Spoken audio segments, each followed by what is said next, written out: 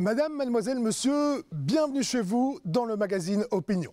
Au sommaire de Génération Humaniste de ce mois d'octobre, évidemment, l'arrivée de Benoît Luetgenen à la présidence du CDH. Nous évoquerons également des tranches de vie du Centre démocrate humaniste, les carrefours de l'éducation ou encore une action choc des aînés du CDH à la gare centrale de Bruxelles.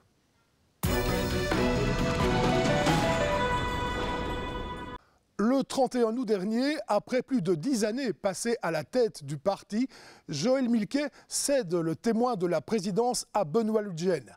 À peine a-t-il enfilé son nouveau costume que Benoît Luetgenen fixe rendez-vous aux membres du CDH pour son discours inaugural. Une investiture marquée par un ton différent, la radicalité, sans oublier la priorité que représente l'emploi. C'était le 4 septembre au Palais des Congrès de Namur.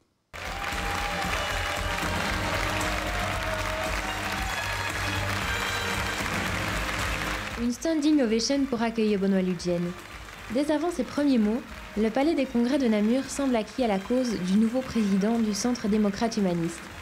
Très attendu, ce premier discours a des accents résolument différents. L'humanisme, c'est avant toute chose, pour moi, une question d'attitude.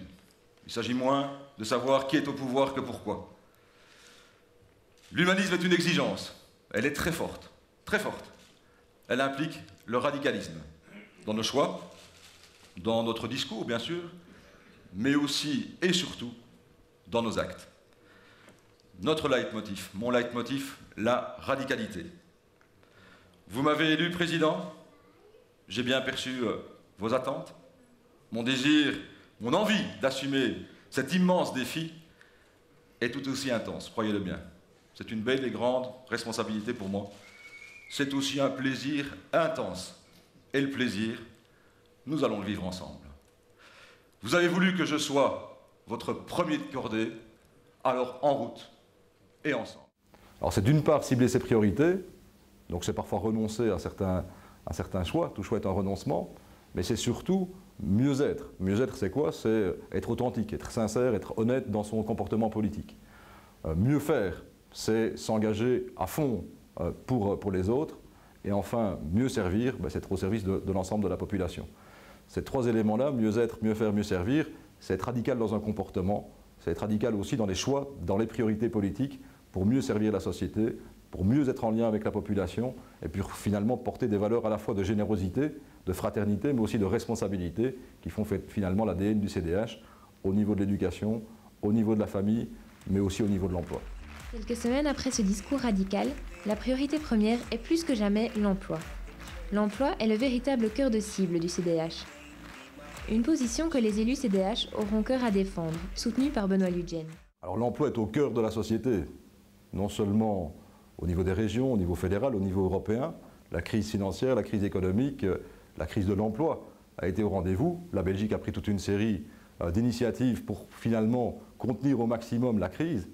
Mais il est important maintenant d'aller plus loin encore, notamment en récompensant celles et ceux qui empruntent le chemin du travail, parce que, de par le système, je ne veux pas stigmatiser les chômeurs, sûrement pas, je stigmatise l'État sur l'aspect notamment de l'exonération d'impôts, où il y a aujourd'hui des personnes qui vont travailler, qui ont un salaire de base, qui payent des impôts, qui ont des charges liées notamment aux frais de garde des enfants, etc., et qui à la fin du mois ont moins que si elles étaient restées chez elles. Cette situation est inacceptable, on doit relever la quotité exonérée d'impôts pour que la personne et les personnes qui empruntent le chemin du travail puissent être récompensées et puissent donc avoir un peu plus de bien-être, un peu plus de bonheur. Benoît Luetgenen l'a annoncé à Namur. Dès les premières semaines de son mandat présidentiel, son souhait est d'aller fouler le terrain avec les élus, les militants, les sympathisants. Depuis le début de ce mois, sur les routes de Wallonie et de Bruxelles, Benoît Luetgenen va à la rencontre, présente son projet, mais surtout, il écoute. Reportage. Eudeguin, Liège, La Hulpe, Dinan. En tout, Benoît Luetgenen a pointé 10 lieux et 10 dates dans son agenda. 10 rendez-vous que le nouveau président du Centre démocrate humaniste vous fixe cet automne. Pour vous rencontrer, vous présenter son projet, vous écouter. Depuis le début de ce tour de Wallonie et Bruxelles, avec les élus fédéraux, régionaux, provinciaux, communaux, les militants, les sympathisants, Benoît Luetgenen réaffirme son souci d'ancrer le CDH au plus près de la réalité de terrain. crise nous a tous fait trembler et en même temps nous a remis, et nous a permis en tout cas de nous mettre en question par rapport à des modèles de société que nous avons parfois, auxquels nous avons participé, mais que nous avons plus subi, notamment par rapport au marché, à la liberté de celui-ci et au côté quelque part particulièrement heurtant, blessant de laisser toute une série de personnes sur le côté. Mais aussi cette envie de donner de l'air, de la respiration à celles et ceux, je le disais en introduction, qui ont envie d'entreprendre, qui ont envie d'apporter leurs compétences, leur créativité aux autres. Le CDH, c'est la valeur la plus importante dans nos vies de tous les jours. C'est d'abord le lien aux autres. C'est d'abord le fait de pouvoir vivre avec les autres, et bien vivre, c'est vivre ensemble finalement, et bien vivre ensemble. Ça fait plaisir de l'entendre, ce qu'il a dit nous encourage. Je pense qu'avant sa présidence, il a bien préparé ça, il a écouté vraiment tout le monde. Il a la volonté d'aller à la fois vite et de prendre le temps nécessaire. Ces idées sont très proches de nous et il y a cet élan, ce dynamisme dans lequel on a envie de le suivre tout simplement. Homme de proximité, Benoît Ludgen porte un regard attentif sur l'action quotidienne du CDH au cœur de nos milieux de vie. La liste des prochains rendez-vous avec Benoît Ludgen est disponible sur l'adresse www.lecdh.be. L'humanisme dont on parle, vous le portez chaque jour, dans vos comportements, dans vos attitudes, dans votre honnêteté, dans votre façon de servir la société, de servir votre commune, de servir vos concitoyens. Et qu'il y a cette reconnaissance, il y a la reconnaissance de cette proximité qui se transforme en score électoral. Ça, c'est très important, puisque au-delà de la force politique, au-delà des thèmes, au-delà de la construction de la société, la prospective de pouvoir parler d'avenir et de pouvoir construire une société à la fois plus forte, plus juste, plus prospère, plus créative, il y a évidemment le comportement de chacun, l'attitude de chacun dans ses gestes, ses faits et gestes du quotidien. Et là, le CDH peut être fier, je peux être fier comme président du CDH, de votre action politique, de l'action politique de chacun des candidats, des candidates, des échevins et des bourgmestres, des conseillers communaux, comme je le disais. On a parlé à la fois de la dimension tout à fait communale, mais on a parlé des différentes dimensions, et c'est ça dont on a besoin, en se sentant capable de toucher à toutes ces dimensions. Un discours de terrain, un discours de personnes très sensibles, de personnes qu'on a envie qu'on sent proche du citoyen, proche de nos valeurs, vraiment, et pas simplement dans l'intellect. Ici, on est vraiment dans ces fameuses valeurs qu'on voulait entendre. Vous l'aurez compris, la politique de proximité est plus que jamais un des fers de lance du CDH. En dehors des centres urbains, les difficultés de mobilité des jeunes et moins jeunes sont parfois criantes. À Sprimont, en province de Liège, Olivier Rouxet, l'échevin CDH de la cohésion sociale, vient de lancer un projet pilote.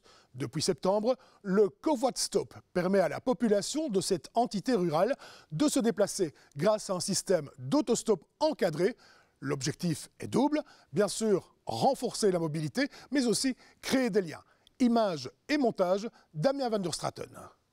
Magali, quand on habite un village éloigné par rapport au centre de Sprimont, ou même plus loin, Liège, on se sent un peu désemparé parce qu'il n'y a pas beaucoup de moyens de transport. Donc c'est souvent des endroits qui sont mal desservis, voire pas desservis du tout par les transports en commun. Donc on doit souvent dépendre d'autres personnes, de ses proches, de ses voisins, et on se sent souvent un peu désemparé, oui. Là je suis à un arrêt Covoit-Stop, donc je suis inscrite comme piéton pour le Covoit-Stop, c'est-à-dire que je me rends à l'arrêt, muni de mon brassard et d'une carte de membre, et j'attends alors un autre membre du Covoit-Stop, un automobiliste, qui serait également inscrit et qui lui alors a un autocollant sur son pare-brise, ce qui me permet de savoir qu'il fait partie du réseau alors Covoit-Stop.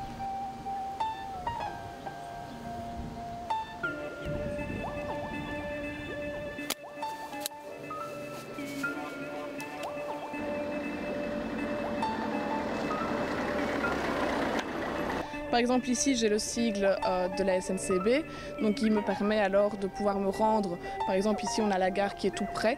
Quand l'automobiliste arrive, je peux montrer cette affiche, ainsi il sait où je veux me rendre et si c'est ou non sur son chemin et s'il a la possibilité de me déposer. Donc les problèmes de mobilité sont des problèmes récurrents dans la commune de Sprimont. Donc ce projet a été porté par le Conseil communal des jeunes dans le cadre du plan de cohésion sociale. Plus de diminuer les problèmes de mobilité, ça amène aussi une cohésion dans les personnes, dans les villages, les rencontres, les gens se parlent et se saluent maintenant. Chose qui n'existait plus auparavant. Moins, disons. Une nouvelle dynamique c'est de se recréer. On a porté le projet avec eux, on les a aidés, on a fait tout ce qu'on pouvait pour que le projet arrive à son terme. Nous y sommes arrivés. Les plus jeunes et moins jeunes se rencontrent, se parlent et se transportent même hors des arrêts maintenant. Dire c'est aussi un projet intergénérationnel. Tout à fait, c'est plus qu'intergénérationnel, c'est toute génération confondue, quoi. Jeunes, moins jeunes, surtout les parents sont heureux d'avoir aussi un projet pour leurs enfants, pour ne pas forcément devoir les véhiculer.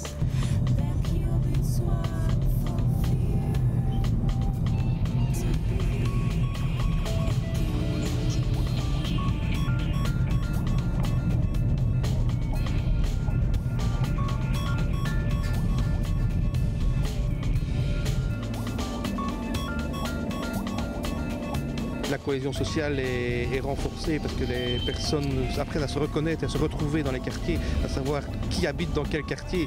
Donc selon les arrêts, les gens savent qui vient dans leur quartier, qui vit dans leur quartier.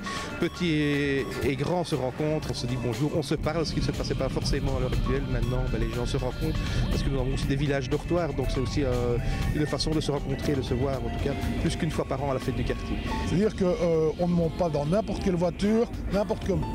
Tout à fait, il y a une carte de membre pour tout le monde, que ce soit automobiliste ou piéton, chacun a sa carte de membre et une référence au dos de celle-ci.